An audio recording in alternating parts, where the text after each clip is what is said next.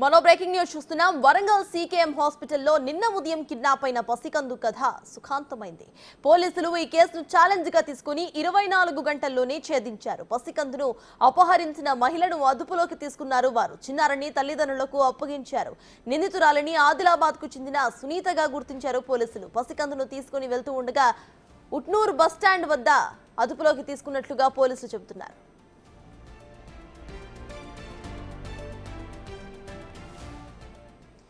ఇదే అంశంపై పూర్తి డీటెయిల్స్ మా ప్రతినిధి వేణు అందిస్తారు. వేణు, చెప్పండి, ఇటు వరంగల్ సీకేఎం హాస్పిటల్లో జరిగిన కిడ్నాప్ కేసును పోలీసులు ఛేదించినట్టు తెలుస్తోంది. ప్రెసెంట్ అప్డేట్ ఏంటి?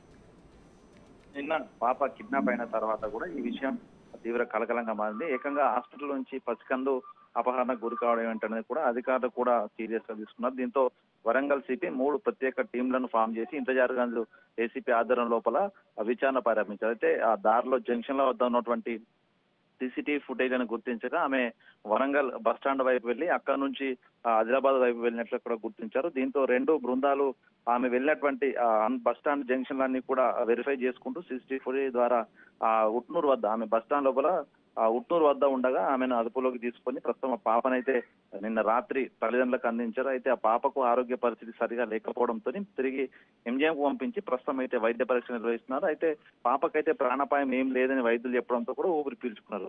24 గంటలు అంటే కిడ్నాప్ అయినటువంటి 24 గంటల్లోనే పాపను పట్టుకోవడం, నిందితులను దొరకబట్టడం, పాపకు ఎటువంటి ఇబ్బంది లేకుండా సురక్షితంగా తీసుకురావడంతో కూడా వరంగల్ సిపి పోలీసులను కూడా అభినందించారు. దీంతో పాటుగా ఆదిలాబాద్ నుంచి పాప ఆరోగ్యం కోసం ఇక్కడికి వచ్చి ఆ కూతుర్ని కిడ్నాప్ గురైన బాధతో ఉన్నటువంటి తల్లిదండ్రులు కూడా పూర్తిగా పోలీసులకైతే ధన్యవాదాలు చెప్తున్న పరిస్థితి అయితే ఉంది.